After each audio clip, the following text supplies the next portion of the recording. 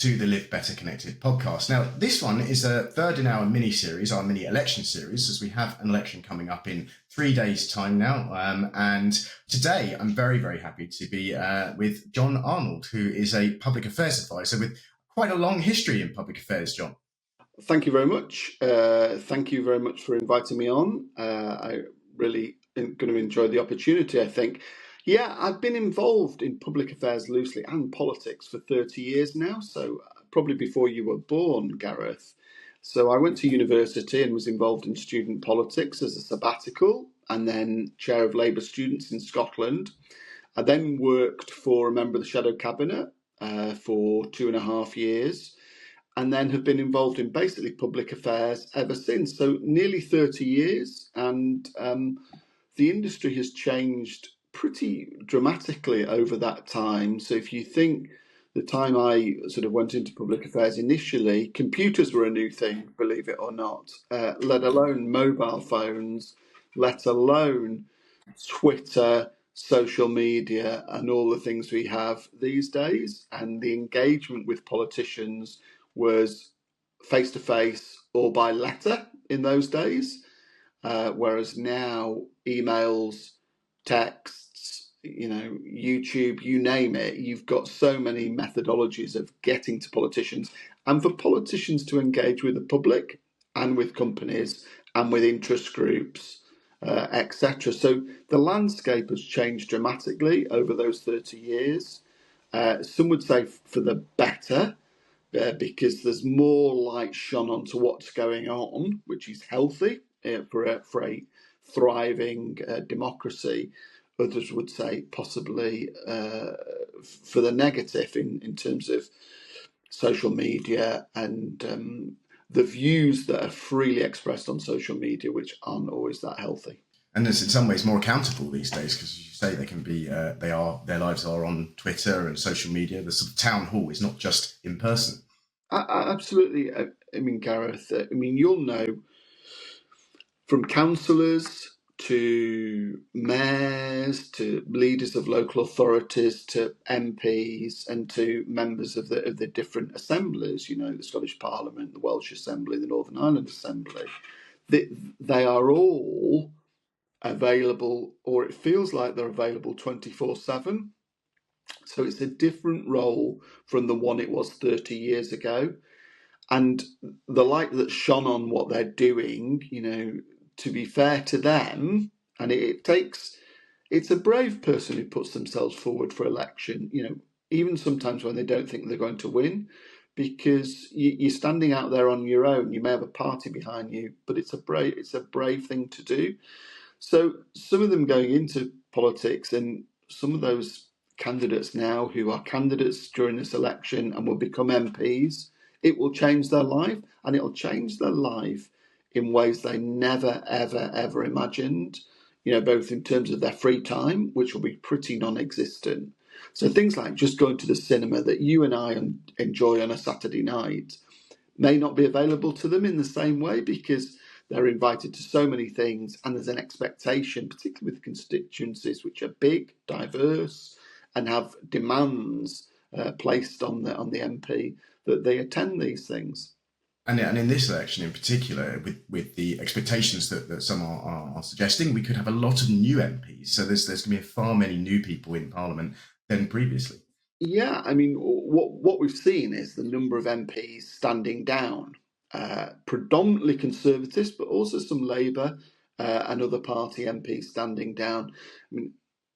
You and I would say that's probably a sign that some of those people, yes, that they're standing down for various reasons, but possibly they don't think they will win those seats and therefore standing down to avoid a defeat.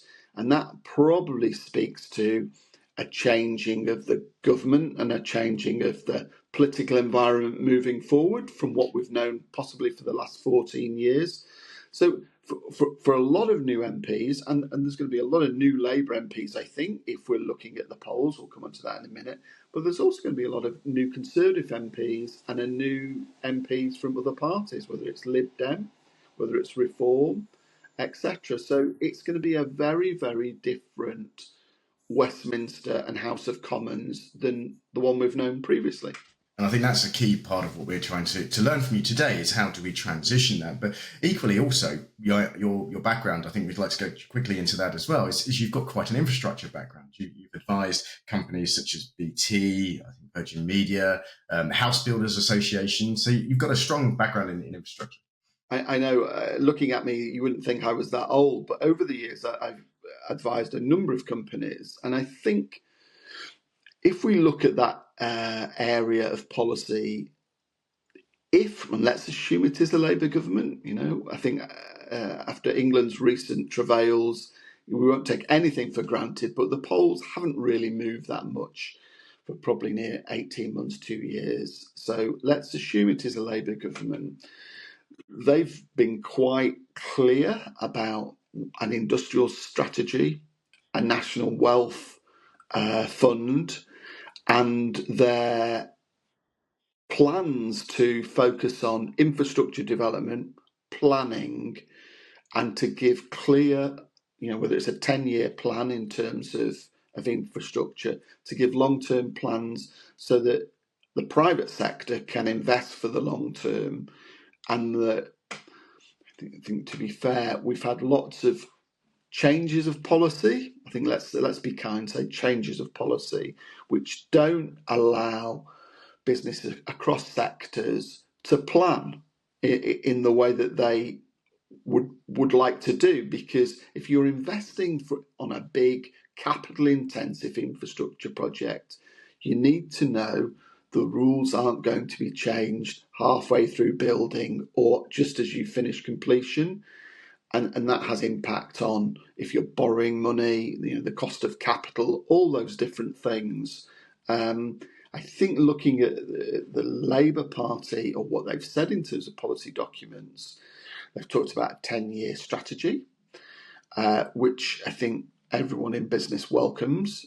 I mean, the caveat there, it's a 10-year strategy that has input from business. It's not a top-down dictatorial strategy.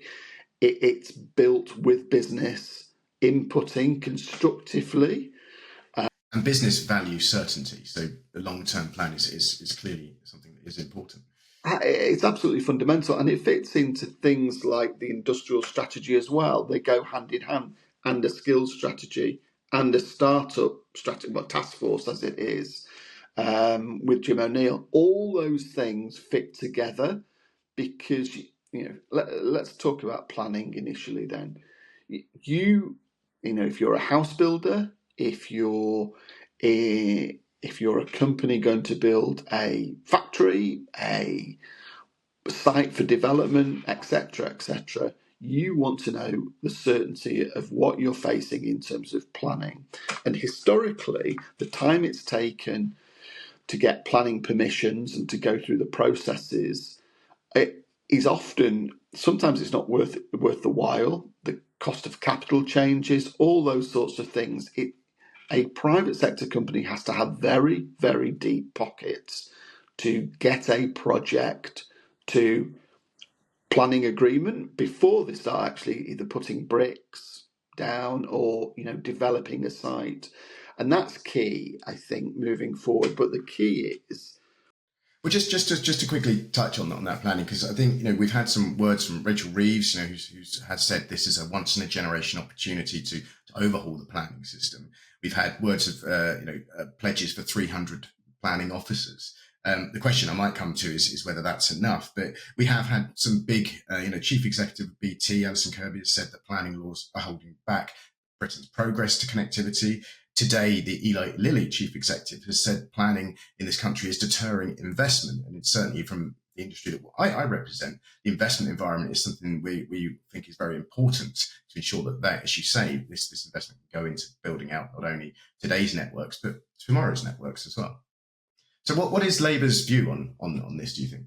Well, having spoken to senior people in the Labour Party and some of the policy people, it's clear that they recognise planning is a problem, that there are, what we call bottlenecks in the system, which have led to huge delays and therefore held back the productivity of the UK. You can't say, okay, it didn't, because they clearly have. But I think it is a once in a lifetime opportunity, because let's assume, and these are the caveats here, let's assume Labour has a big majority. That is an opportunity, given that they've said they want to build, for example, let's use housing as the example, X number of houses each year for the lifetime of that parliament. That is a huge sea change in development. So, in order to do that, they have to make changes to the planning regime. They have to give long-term plans across a number of sectors, and they have to give house builders, let's say, the clear clarity of the planning process that they're going to be facing in order to achieve those housing targets. Now, if you take that across to industry, because for national infrastructure projects, again, they're big ticket items, people are putting capital to work. They need to be clear that they're not going to be stuck in a planning process for 5 years, 6 years, and I bring that across, whether it's prisons, whether it's road building, etc. The planning regime will change. It will be opened up, and it will allow decisions to be made more speedily. I sort of agree. 300 planning officers doesn't sound a lot across the whole of the UK. I think, 300 is a start, but I think we'll need to add to that. Well, I think in Scotland they're concerned that there's the churn, and especially with people leaving the industry or retirement, is they need sort of 600 planning officers out of a whole force of 1,700, which is nearly 40%. And that obviously across the whole of the UK, there's going to be a lot more planning officers needed, or even resources into the system. And it doesn't necessarily just go onto the retirement; it's getting people into so bringing people through university, making sure it's an industry people want to work in. Absolutely. I mean, there's a number of processes, problems there, isn't there? Because it's like a machine. You put sausage meat in one end and sausages come out the other. You put university trained planning officers in at one end, and they go into local authorities and they're able to undertake the work of a planning officer. The danger is, as you rightly said, and the danger I've experienced is that planning officers often get offered jobs in the private sector. So they go into local authorities, they're in for a few years, and then they're out. And to your point about age as well, that people who do stay on for a long time, a lot of them stay there, and there's not enough sausage meat going in at the bottom end to cover those people who are then retiring. So it's a big problem. 300 is a start, but I think I'll be wanting 3,000, to be honest, to make a real difference. And that's there's a lot of rhetoric that goes into what the political parties are saying, and the action is what they do afterwards. On planning, just to stick on that for a moment, is all of these sort of the vocal pledges that seem to be made around house building, and you've touched on house building. Is that how about wider? So we if you look at energy, the huge change is going to be happening there with decarbonisation, water industry. We've seen a lot of sewage going into rivers and sea, and there's a lot that has to be done on that. It's a changing climate, and then obviously digital infrastructure as well. It's all focused on house building, but what about the other industries? Do you believe Labour has its eye on that? Well, let's go to digital industries, because that's sort of the most relevant to you in terms of the mobile sector itself. I think now, and particularly after COVID, most politicians, senior civil servants, realise that the mobile network is as important as the energy network, the water network, the gas network, let's say. They are a key fundamental sector. And there's a recognition of that. And I think within government, the mobile sector is recognised in that light. The key is then looking forward. Let's be honest, all the mobile phone companies are in the private sector. So the onus is on government allowing the mobile sector to develop and not holding it back. And the holding it back comes to often planning or spectrum or things like that historically. But that's the key. I mean, I think there's a recognition that you are a fundamental service in the same way that energy is, in the same way that the water industry is. And if you look at the focus that, you know, decarbonisation, the energy industry has, and security of supply have, and the quality of our water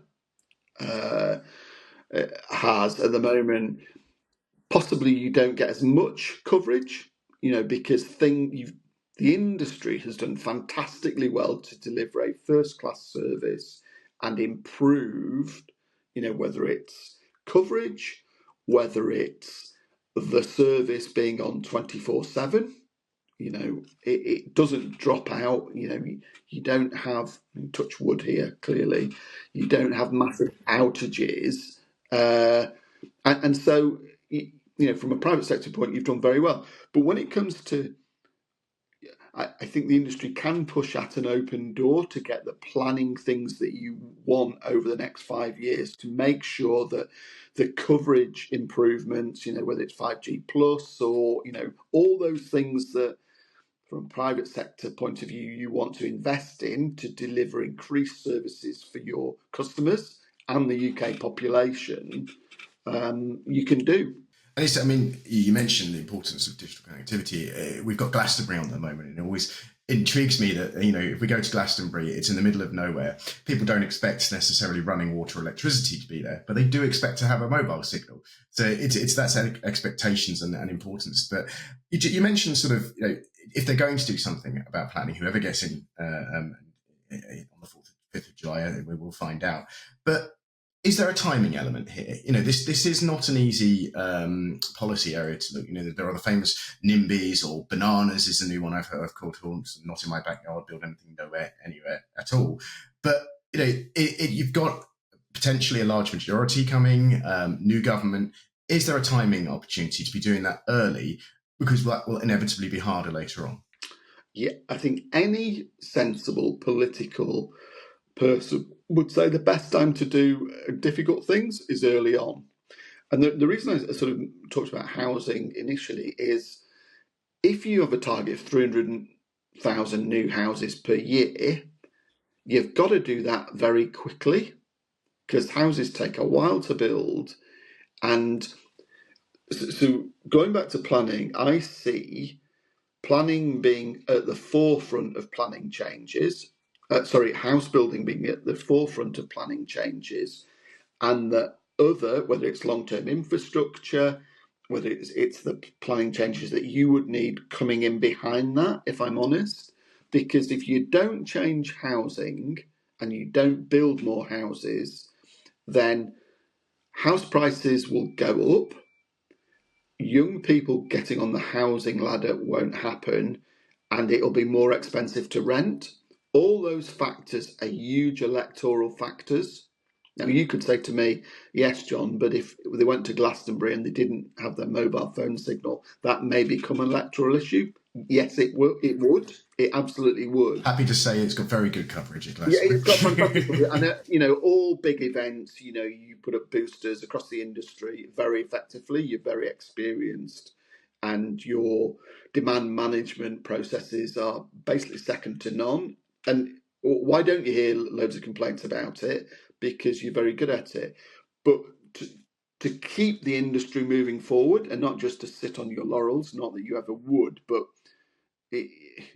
anyone who goes abroad, if you didn't do anything in 10 years' time or 5 years' time, people would go abroad and say, oh, you can do this in, mainland Europe or America or Japan. Why can't we do it in the UK? So as an industry, a competitive industry, which it is, it's cutthroat for customers, and you're very, very front-footed in that respect. You've got to continue to do that to be able to service and provide extra services to your customers and UK PLC. Because let's be honest, it's not just people using the mobile network for phone calls anymore. It's business critical.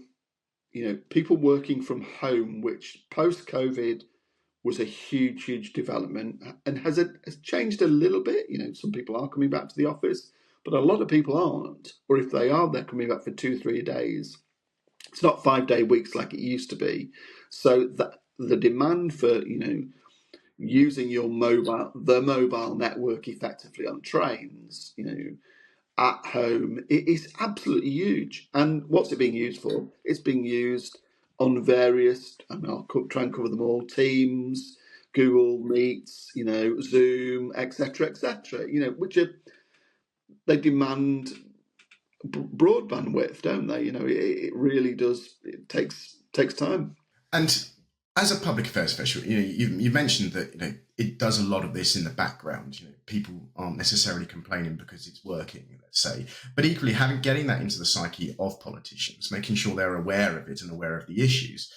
As a public affairs professional, how would you suggest, with an oncoming government, an industry such as the mobile industry or other industries, how do they engage with a new government? What should they be doing? And I think that's twofold. One is the MPs.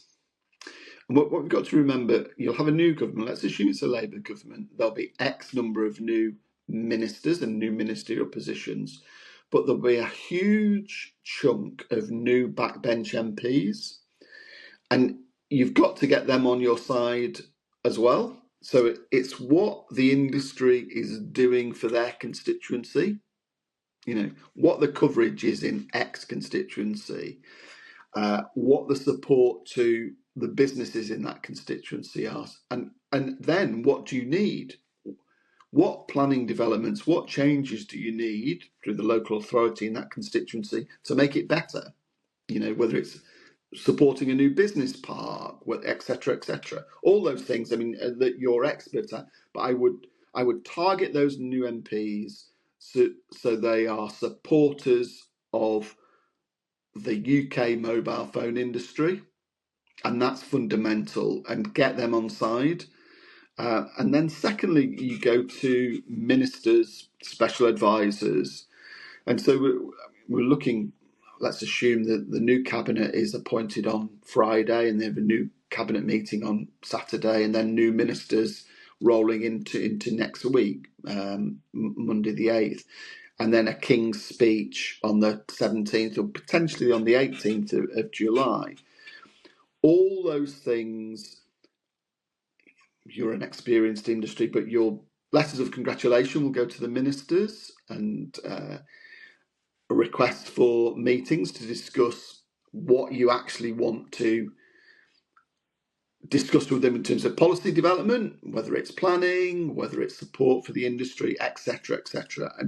You'll do that, and it's that constant engagement. But the kind of, it's not a threat. You want to work constructively with any government, whatever its colour. But if some things aren't done, that can lead to UK PLC falling behind the rest of Europe or the wider world. But it can also damage the new government's industrial strategy, its new infrastructure strategy, its new startup strategy, its new export strategy. So you are fundamental to success, and therefore you've got to be a part of all those. And the things that make those work that you need have to be pivotal to that. So it's the engagement with new ministers, new advisors, and then the senior civil servants who are preparing, whether it's new bills and new legislation coming forward, which across all your different members you'll be engaging with. And just on that point, so we are, as I say, it's the 4th of July is the election. How ready are, and you say, we're speaking more about Labour in this, it's your background here as well, but how ready are they for this? You're suggesting potentially on the Friday having a new cabinet in place, ready to go. Do you think are they really going to be that ready to be going? So by Monday we have all our junior ministers and we have the new government, the country is moving. What's the perception of that? Because there's sort of hyperactivity we're going to get into.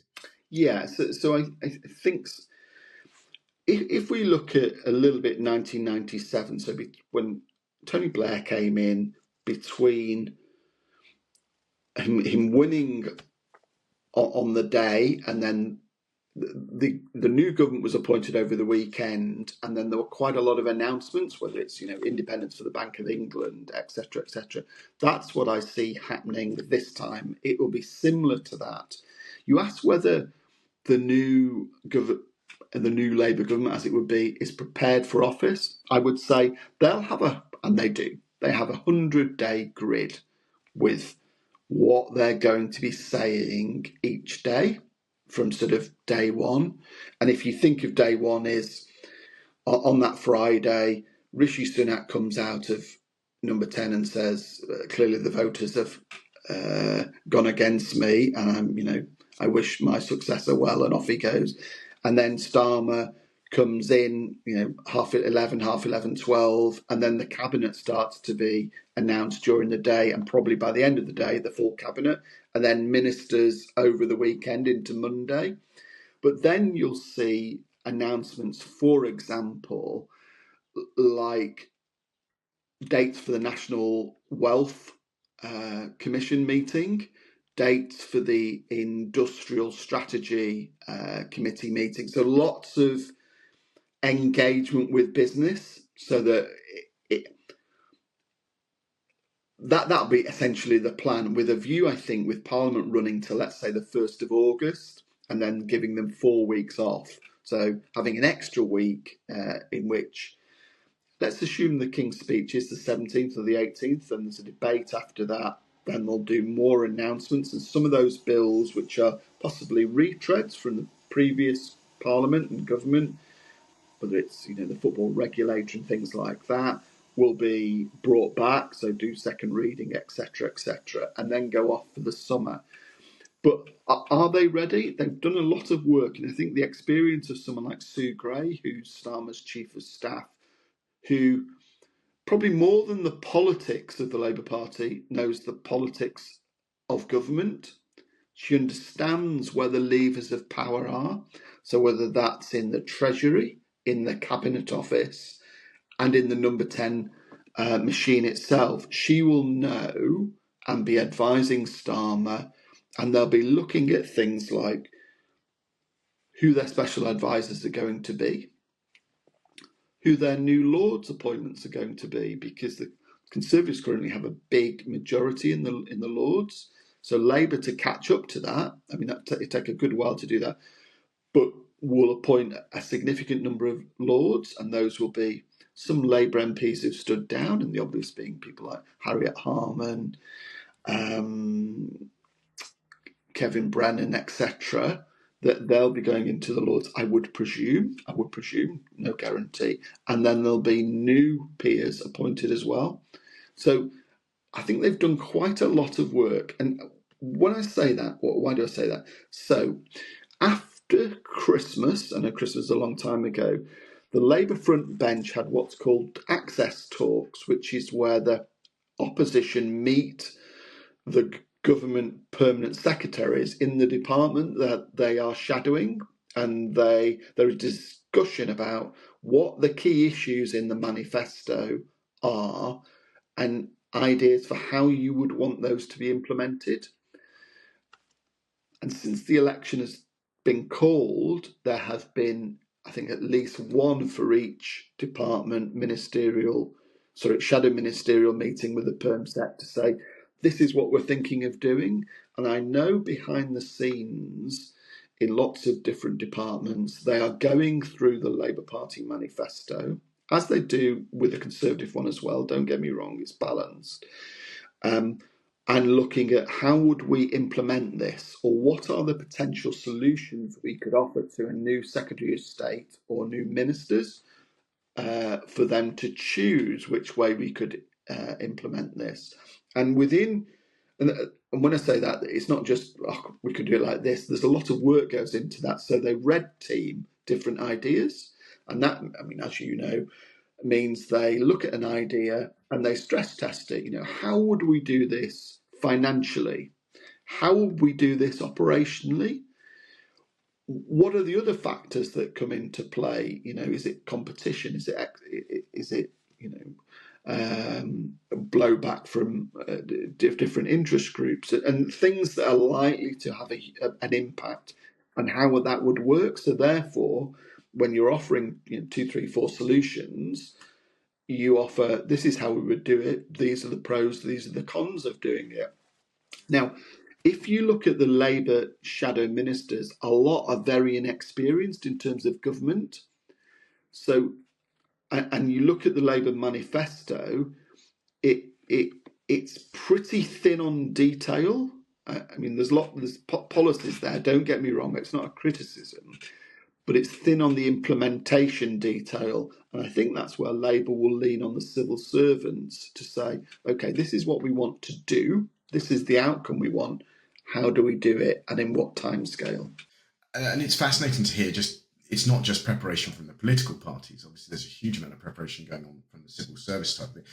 But saying that, I mean, just as one question as we go forward, we've got an idea of the shadow cabinet. But as a leader comes in, they will have their own factions, or they will have the promotion where they want to do. There'll be people they want to promote or not promote, especially with a leader who can come in with a large majority. Do we expect? How stable do you think that shadow cabinet is? So my understanding, and who knows, Sir Keir Starmer may sit down on Thursday night and say, I don't like him, I don't like her, I want him, I want her. My understanding is it will be pretty much as it is now. However, there are more members of the shadow cabinet than there are cabinet positions. So some people are going to be disappointed. Now, and some with titles for lots of jobs.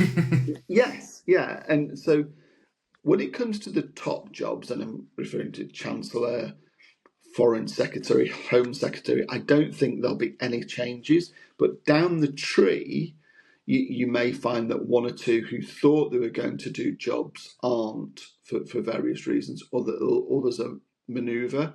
And what I would say, all the signs I hear from the Starmer camp are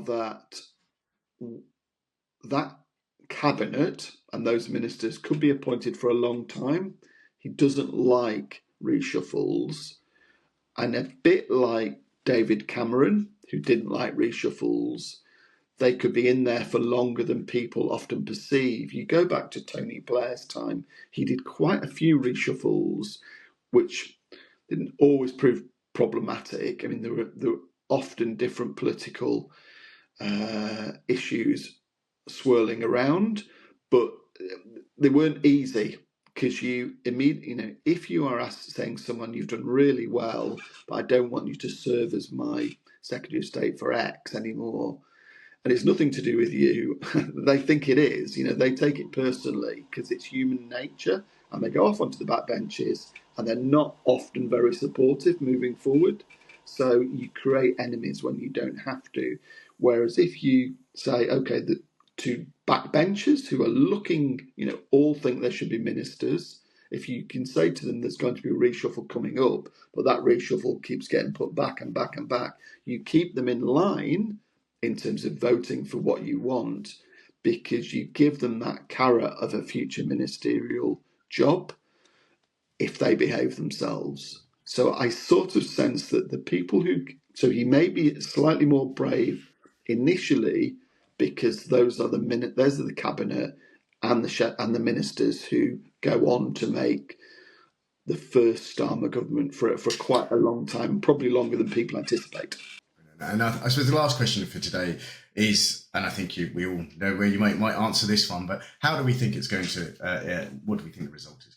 Well, I'll be different from most public affairs people who usually sit on the fence. They say Labour. So I think I'm going to say 400 Labour seats, 150 Conservative seats, and 100 for the others. So that would give Labour 150 seat majority. Now it could be bigger than that, it could be smaller than that, but I would say there or thereabouts.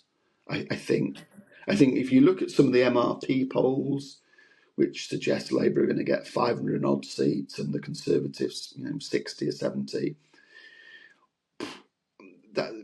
Wow, if that happens, it is, a change in the political and electoral scene that we've never seen in my lifetime, genuinely. I just don't sense that. I think when it comes to the push on Thursday, I think the Conservatives will get more seats than probably those polls anticipate. But we'll have to see, to be honest. And when it comes to Reform, I think probably Reform will get 1 or 2 seats, maybe Nigel Farage in Clacton, and maybe in Ashfield, where Lee Anderson's probably like to keep that possibly.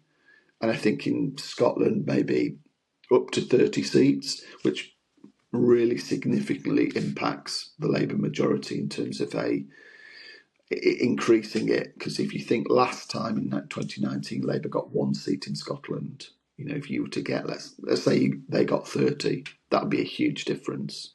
It affects the universal swing in England. Labour need 13% to get a majority, but if they've got 29 new seats in Scotland, that really impacts the result. But I'd say a Labour majority of about 150, which is a staggering as a result considering where Labour were in 2019. Well, there we go. What we're going to do is we're going to hold that to you, and we'll see how we got with the 150 seat majority prediction come later in this week. And there we go. We've got for you and I and others. This is going to be a long night as we watch the results come in, and then we will be waking up to whatever happens on them. So once I really thank you for this. This has been really interesting. I think anyone listening here has learned a lot today. For those of you who are, please don't forget to hit that subscribe button and share the post. And obviously, once we post-election, we'll have our normal Live Better Connected series. Thank you all, and see you soon.